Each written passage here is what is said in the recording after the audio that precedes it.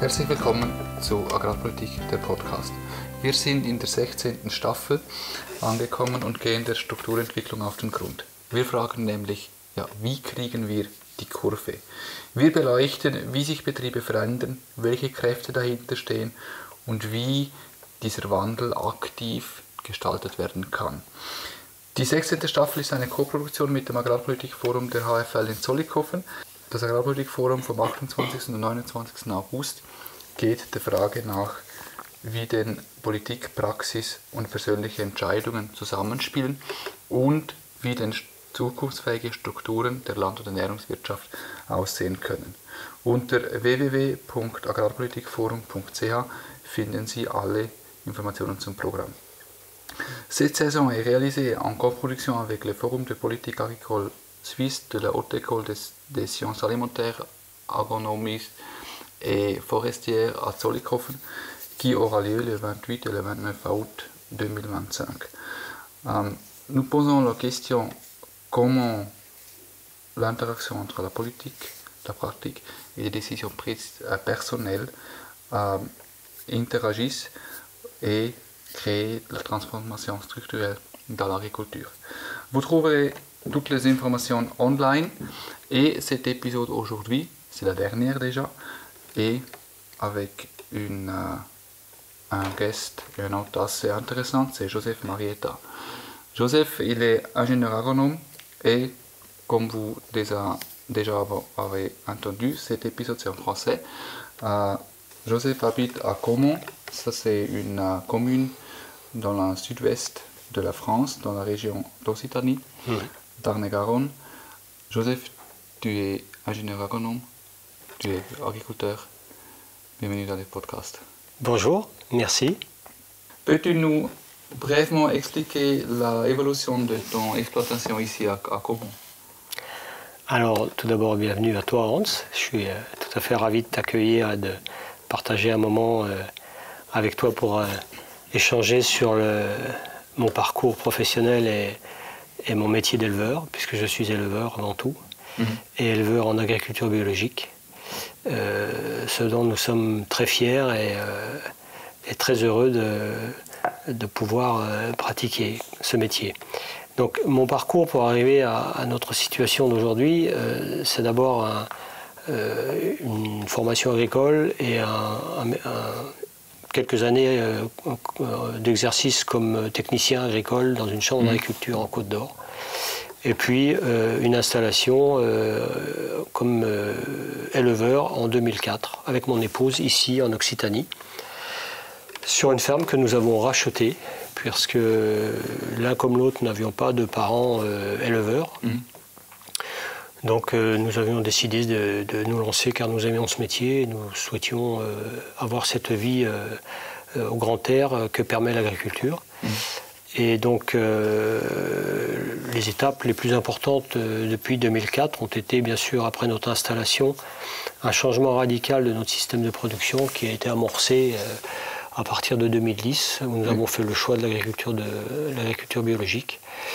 Un choix qui a été largement conditionné par une conjoncture qui était très défavorable à l'époque. Oui, c'était 2009, c'était le livre avec le marché du lait. Exactement, en fin 2009, on a eu une déprise laitière terrible, un effondrement des cours au niveau européen.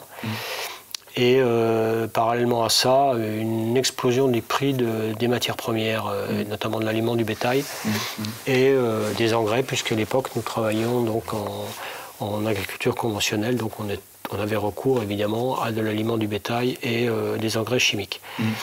Donc cette situation est devenue très vite intenable pour nous et a réellement posé la question de notre comment dirais-je, continuité. Et donc il a fallu opérer des choix et prendre des décisions et nous avons fait le choix à partir de 2011 d'amorcer notre conversion en agriculture biologique. Parce qu'à l'époque, le contexte y était favorable, les conditions semblaient propices et le marché porteur. Et puis également, et presque même en priorité, parce que ça correspondait parfaitement à notre conviction de produire des denrées alimentaires de façon saine et sans agression sur l'environnement. Quel était le but principal pendant les dernières 15 années? Cette dernière année? Non, dans les dernières 15 années. Dans les dernières 15 années. Est-ce qu'il y a un but principal? Le but principal était bien évidemment d'aboutir notre projet, c'est-à-dire de concrétiser notre installation dans le sens où, comme nous avions acheté la ferme, nous avions beaucoup investi. Donc le but principal était bien évidemment de maintenir une certaine rentabilité pour permettre un maintien de notre structure et de notre activité en tant qu'agriculteur, en tant qu'éleveur. Mais parallèlement à ça, dans un deuxième temps, il y avait quand même un but qui était tout aussi important à nos yeux, c'était de pratiquer notre métier de façon, comment je dirais, en concordance avec nos convictions, qui sont des convictions écologistes, c'est-à-dire de production alimentaire sans exploiter la nature. Donc, on est assez fiers aujourd'hui de dire que nous sommes à la tête d'une ferme et non pas d'une exploitation agricole. Parce que pour nous, ça a un sens fondamental que de considérer qu'il faut absolument changer notre rapport qu'on a vis-à-vis du monde qui nous entoure, c'est-à-dire qu'il faut absolument qu'on passe, et ce, à notre avis, à tout secteur d'économie confondu, passer d'un système d'exploitation vers un rapport d'intégration totale et de parfaite harmonie entre la nature et l'homme finalement. Et ça c'est pourquoi vous avez investi beaucoup dans l'agroforesterie. Absolument. D'essayer de réduire l'utilisation des engrais. C'est ça. Maintenant, vous avez 108 hectares. Alors actuellement, c'est ça. Vaches. On exploite 108 hectares. On a une petite soixantaine de vaches laitières, plus les animaux de renouvellement, c'est-à-dire les jeunes. Et donc, on est aujourd'hui en totale autonomie, c'est-à-dire que tout ce que nos animaux consomment est produit sur la ferme. On n'achète absolument rien de l'extérieur, ni engrais, ni pesticides bien sûr, puisque c'est rigoureusement interdit par le cahier des charges de l'agriculture biologique, mais également aucun antibiotique, parce qu'on n'en a pas la nécessité. Donc on peut considérer que notre système fonctionne de lui-même, c'est-à-dire qu'on n'a aucun apport de l'extérieur, si ce n'est, pour le moment encore, les besoins en carburant pour faire tourner les machines. Voilà. Mais en dehors de ça, non. Ça c'est un système agricole qui est, voilà, on pourrait dire qui est plutôt nouveau. Dans le cadre de l'industrialisation de l'agriculture et des buts de l'agriculture, de la politique agricole européenne. Mais vous avez quand même décidé d'aller dans cette direction. Quel rôle jouent des attentes à l'agriculture pour oser de changer le système? Alors, à la question, est-ce que c'est un système nouveau? Je dirais oui et non. C'est-à-dire que c'est nouveau parce que c'est innovant. C'est considéré comme tel, en tout cas pour beaucoup de gens. Cette façon de considérer l'agriculture comme une façon harmonieuse d'intégrer l'activité de l'homme dans son environnement, finalement. Mais ça n'a rien de nouveau dans le sens où il y a beaucoup de gens qui l'ont pensé, qui l'ont imaginé, qui l'ont théorisé, ce modèle-là, bien avant nous. Et de façon pratique, c'est-à-dire des gens qui ont exercé, pratiqué cette façon de faire avec des résultats tout à fait encourageants. Et donc, voilà, nous, on essaie simplement à notre niveau de mettre, comment je dirais, en pratique les modèles qui ont déjà été réfléchis et pensés par d'autres personnes bien avant nous. Parce qu'on est convaincu non seulement que c'est possible, mais que c'est une solution d'avenir. Si on en croit les enjeux que finalement la société doit relever dans la génération qui vient en termes de ressources alimentaires et de réchauffement, de problématiques liées au réchauffement climatique. Donc il y a une nécessité absolue de changer radicalement de notre point de vue le modèle agricole européen. Et bon, alors il y a des instances au niveau européen et national qui se chargent de ça, qui essayent, qui travaillent à cette transition. Mais de notre point de vue, ce n'est pas assez rapide. Et donc on essaie à notre niveau, à notre tout petit niveau, puisque c'est à l'échelle d'une ferme, et ben, finalement de mettre en pratique ces théories que l'on croit justes et d'avenir. Voilà. Et quel est le résultat préliminaire Alors le résultat, ça dépend sur quel plan on se situe. Sur le plan personnel, on est très satisfait parce que finalement c'est un aboutissement d'un point de vue, je dirais entre guillemets philosophique, c'est-à-dire que ça correspond parfaitement à l'idée qu'on se fait de notre activité. Et donc ça, pour nous, c'est très important de pouvoir exercer dans ces conditions-là. Je dirais pas à contre-cœur pour être plus précis. Après, effectivement, sur le plan économique, actuellement, on traverse une zone de turbulence parce que on sait que, pour des raisons qu'on ne va pas développer ici, mais pour des raisons économiques, de pouvoir d'achat de certains ménages, etc., on sait pertinemment que les produits qui sont, entre guillemets, labellisés agriculture biologique ou équivalents sont à disposition des consommateurs quand même plus chers et donc actuellement boudés par les consommateurs. Donc on a des difficultés, c'est vrai, à écouler nos produits et ça se ressent sur notre économie, sur notre revenu, tout simplement, pour parler clair. Mais on ne va pas dire que ce n'est pas essentiel, mais dans notre cas, on ne juge pas ça prioritaire. Nous, ce qu'on espère, c'est pouvoir maintenir notre système, en vivre, même si c'est pour le moment, ça ressemble plus à de la survie qu'à autre chose, mais surtout, ce qui nous intéresse, surtout qu'on arrive quand même, moi j'ai 58 ans, j'ai oublié de le préciser, mais j'arrive plutôt en fin de parcours professionnel. Ce qui m'intéresse vraiment, c'est de tester un système, de l'expérimenter et de démontrer qu'il y a des possibilités dans ce sens-là et d'espérer que finalement il y ait des gens qui s'y intéressent et qui essaient de le reproduire à l'avenir. Voilà. Est-ce qu'il y a des choses à regarder rétro dans l'histoire de la ferme? Est-ce qu'il y a des choses que tu veux faire différentes si tu as une deuxième possibilité pour le faire? Je crois pas. Non, je pense que peut-être s'il y avait une possibilité de changement, je pense que j'aurais commencé plus tôt. C'est-à-dire que j'aurais opéré le changement plus tôt. Oui. Bon, là aussi, ce serait trop long à expliquer, mais il y avait des impératifs économiques qui nous ont interdit d'opérer ce changement dès notre installation, c'est-à-dire à partir de 2004. Et ça n'aurait pas été prudent de se lancer comme ça dans cette aventure. Donc on a été patient, et puis finalement, il y a une conjoncture qui a fait qu'on a osé se lancer. Et on ne le regrette pas aujourd'hui. Mais après, sur le déroulement des opérations, non, je pense qu'on ferait pratiquement les mêmes choses, je pense. Seulement un peu plus vite. On n'est jamais assez content de la vitesse à laquelle on avance. Voilà, oui, tout à fait. Oui, ça, c'est surtout quand on arrive en fin de carrière comme moi. Ça dépend, oui. Voilà. Oui, il y a des autres personnes qui lancent les carrières politiques après 65 ans, mais ça, c'est autre histoire. Parler de changer les systèmes de production, tu m'as aussi raconté déjà que c'était une évolution, c'était pas une journée quand tu te levais et pensais, voilà, aujourd'hui je fais toutes les choses différentes. Quel est ton type ou ton conseil à des jeunes agriculteurs, à des jeunes agricultrices qui sont maintenant en train de reprise une ferme? Quel est ton type pour eux? C'est une question difficile parce que je pense qu'il y a autant de cas différents qu'il y a de situations finalement. Par contre, effectivement, il y a quelques généralités qu'on pourrait avancer pour éviter de faire de trop grosses erreurs. Je pense d'abord il faut se former, ça c'est impératif. Et se former, ça veut dire étudier la littérature, se faire conseiller, expérimenter, avoir des apprentissages pratiques, etc. Tout type de formation est toujours bon à prendre. Ça, c'est très important. Le second point, je pense qu'il faut être accompagné. Il ne faut pas faire les choses seul. On ne fait jamais rien seul.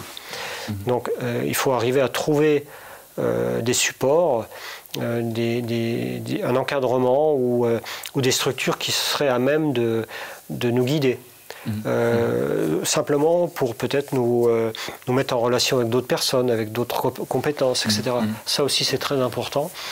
Et puis après, je pense que l'élément le plus important, finalement, c'est d'oser. C'est-à-dire qu'il ne faut pas hésiter quand on a une conviction, qu'on croit à quelque chose. Bon, il ne s'agit pas de se jeter dans le vide sans élastique, sans ficelle accrochée dans le dos, mais il s'agit tout simplement une fois qu'on a un certain nombre d'éléments qui peuvent nous cadrer, nous diriger, il faut oser franchir le pas. C'est-à-dire qu'il y a d'abord un changement à effectuer dans sa tête, dans son mode de pensée, c'est-à-dire une remise en cause qui est fondamentale. Et ça, ce n'est pas la partie la plus simple, hein. C'est souvent ce qui est le plus difficile. Parce qu'on n'a pas les éléments pour se projeter intellectuellement dans la façon dont on va opérer les choses. Donc il faut y aller pas à pas. Et c'est en ça que c'est une évolution. On prend un chemin et puis on le poursuit. Et puis au fil du temps, on prend une direction, puis une autre, on change, on revient. Ça peut revenir sur ses pas aussi, c'est pas interdit. On a fait une erreur, on fait demi-tour et à la prochaine bifurcation, on prend un autre chemin. C'est un parcours. Donc l'important, c'est vrai que c'est donc, pour résumer, c'est d'être accompagné et d'oser.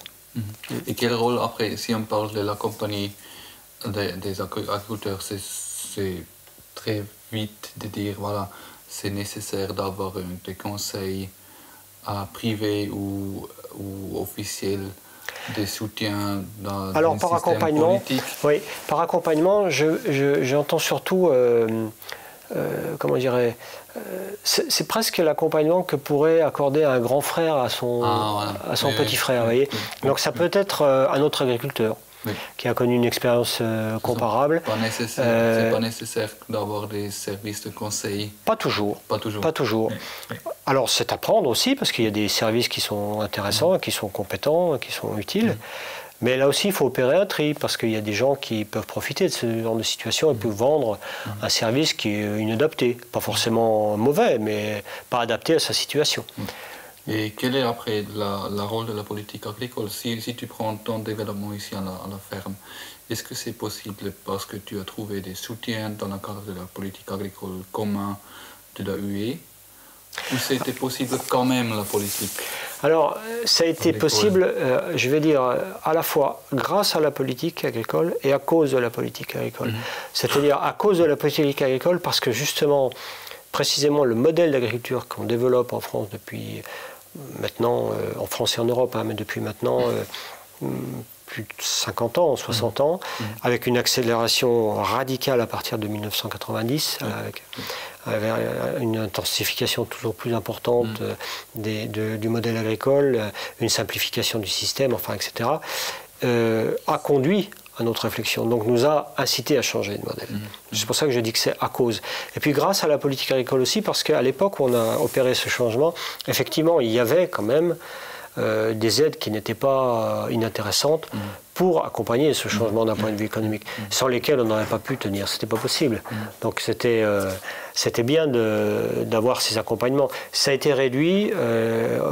Il est question à la prochaine PAC de 2026 ou 2027, là, je ne sais plus exactement, que ces aides soient radicalement supprimées, purement et simplement, ce qui est bien dommage et malheureux, parce que ça, finalement, ça confirme le virage à 180 degrés que l'Europe prend vis-à-vis de l'écologie en général et son modèle agricole en particulier. Bon, ça, on ne peut que le regretter. Je ne suis pas certain que ça décourage beaucoup de gens qui sont vraiment déconvaincus par l'agroécologie et l'agroculture biologique. Je pense que les gens, en tout cas nous, je ne pense pas que ça nous fera changer notre perception et notre modèle sur la ferme. Par contre, c'est vrai que ça peut limiter certains engagements nouveaux de personnes qui souhaiteraient passer à ce système-là. Alors, quel est après pour toi un équilibre de la politique agricole et le développement d'un marché qui permettent une évolution positive de l'agriculture dans un sens plus durable? Quel doit changer dans la politique agricole? Je pense que s'il y a des changements à opérer, je pense que ce sont des changements en profondeur, c'est-à-dire qu'on ne peut pas se contenter de quelques mesurettes en faveur d'une agriculture respectueuse de l'environnement ou biologique ou économe en intrants, ce genre de choses. Je pense qu'il faut radicalement changer de modèle agricole, c'est-à-dire que on a construit l'agriculture européenne sur une perspective qui est la suivante, c'est de dire que l'Europe a une vocation exportatrice. Et c'est un point de vue.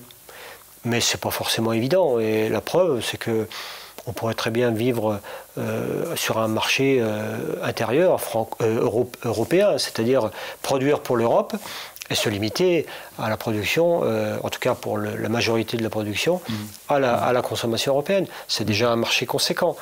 On a mis un système en place de production à bas coût, donc des grosses structures, très consommatrices d'intrants, très simplifiées, consommatrices d'énormément de manœuvres, donc de pétrole et de sous-produits pétroliers, et qui va à l'opposé du modèle dont on aurait besoin, qui devrait plutôt être un modèle d'agriculture nourricière, c'est-à-dire d'agriculture paysanne qui serait diversifiée, avec plusieurs productions sur une ferme, pour avoir des unités de production qui soient équilibrées, qui soient vraiment intégrées à leur milieu.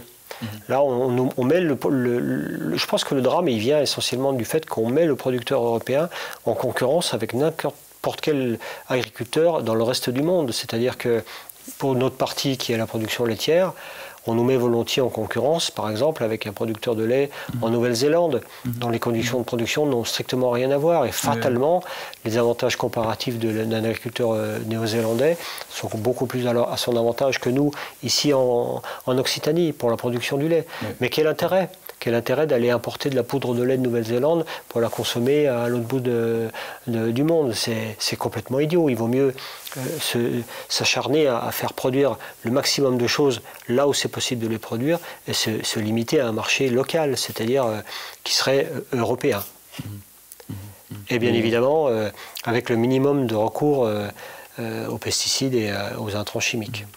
Et ça, c'est après une grande question du développement de la politique agricole générale, parce qu'on pourrait aussi dire, voilà, avec cette orientation sur les exports, les agriculteurs européens soutiennent la sécurité alimentaire par ailleurs, dans des autres pays. Mais je vois que de ton point de vue, c'est beaucoup à faire avec des cycles qui ont essayé de fermer, des cycles des engrais, des cycles de production. Ben, je pense que ça crée des problèmes qui deviennent insolubles parce que, par exemple, pour produire du blé dans le bassin parisien, on utilise du gaz pour fabriquer de l'azote, qui autrefois venait de Sibérie, maintenant qui vient du Qatar ou des États-Unis. Ça n'a pas de sens. Pour produire du porc ou du lait en Bretagne, on fait venir des protéines d'Amérique latine. On envoie une partie de la viande à l'autre bout de l'Europe, voire même à l'autre bout du monde, alors qu'on pourrait produire du porc dans bien d'autres endroits qu'en Europe, là où on en a besoin, et avec des solutions beaucoup plus respectueuses du milieu. C'est ça qui, je pense, qui crée de grands déséquilibres, de grands désordres à l'échelle planétaire qui deviennent insurmontables, insolubles, comme la question du réchauffement climatique. Et là, ces fermes ici, c'est une petite part qui offre une solution. Je ne sais pas, mais est-ce que ça offre une solution? Disons que ça montre une possibilité. Oui. Moi, je le conçois comme ça, c'est-à-dire qu'on refuse un système qu'on nous présente comme le système incontournable. On le refuse parce qu'il ne correspond pas à notre façon de penser. Et on essaie de mettre en place un autre système qui est plus en rapport avec nos convictions et qui, de notre point de vue, est beaucoup plus respectueux du milieu dans lequel on vit. Et ça retourne après encore à la question quel est le but principal. Et là, on pourrait dire voilà, le but principal est d'améliorer une situation. Pour moi, le but principal, ça va paraître un peu, comment dire ça, un peu pompeux de dire ça, mais oui. De mon point de vue, je pense qu'on devrait toujours s'acharner à vouloir faire en sorte que la place de l'homme doit rester la place de l'homme. C'est-à-dire qu'on ne peut pas envisager un monde durable, une société qui tienne, si l'homme écrase tout le reste du vivant. C'est pas tenable. C'est absolument pas tenable. On a un peu oublié, ou en tout cas, on l'a pas oublié, mais dans nos civilisations, on oublie complètement que l'homme, c'est un animal comme les autres, qui est partie intégrante d'une biosphère et qui participe à un équilibre général. Donc si on exploite toutes les ressources comme on le fait depuis 2 siècles, en gros, depuis la révolution industrielle, toutes les ressources fossiles, minières, de la biomasse, etc., en imaginant qu'il n'y a pas de limite, mais fatalement, on court à la catastrophe. C'est inévitable. Donc il faut repenser ce modèle-là. Alors c'est pas simple, c'est forcément repenser à l'échelle mondiale, mais on peut, dans son coin, s'y atteler et essayer de trouver des solutions localement pour ne pas contribuer à cette espèce de folie douce qu'est le XXIe siècle, quoi, et le capitalisme totalement débridé. Oui, et ça montre déjà, voilà, si on parle de changement structurel et de changement en général, on a toujours cette cadre des conditions d'économie qui partagent ou qui font partie de ce changement aussi. Et avec ça, on est déjà bien avancé dans notre épisode et disons, voilà, ça y est déjà. Merci beaucoup, Joseph. Mais c'est moi qui te remercie, Ante. Pour cet bref échange. Et maintenant, on pourrait commencer par parler, voilà, qu'est-ce que c'est exactement le changement, pourquoi pas. Mais ça, nous laissons à nos écouteurs pour le faire, cette Diskussion. Très bien. Das war's, sehr geehrte Damen und Herren. Wir haben in dieser 16. Staffel den Wandel und die Entwicklung reflektiert. Sie haben es gehört, oder? Wandel findet statt. Wir können das teilweise selbst steuern. Teilweise werden wir vom Wandel gesteuert. Und wir haben auch gelernt, dass es manchmal vielleicht ehrlicher wäre, hinzustehen und zu sagen, sorry, ich weiß gerade nicht, wo es lang geht, und dann auch auszuleuchten, was denn ganz genau das Problem ist. Mir bleiben jetzt noch 3 Dinge zu sagen. Erstens, vergessen Sie nicht, sich für das Agrarpolitikforum vom 28. und 29. August anzumelden. Alle Infos zum Programm finden Sie auf www.agrarpolitikforum.ch. Merci Joseph pour l'échange, pour ton temps. J'ai apprécié de parler avec toi et apprendre plus de la situation en France, en Occitanie, et de mieux comprendre pourquoi vous avez fait cette ferme ici en commun. Der dritte Punkt ist der Dank. Danke an Andreas Wies für die Moderation in allen anderen Folgen. Dank geht auch an die Menschen im Hintergrund, Edith Nüssli für die Texte, Martina Graf für Social Media und natürlich auch an Sie, liebe Hörerinnen und Hörer.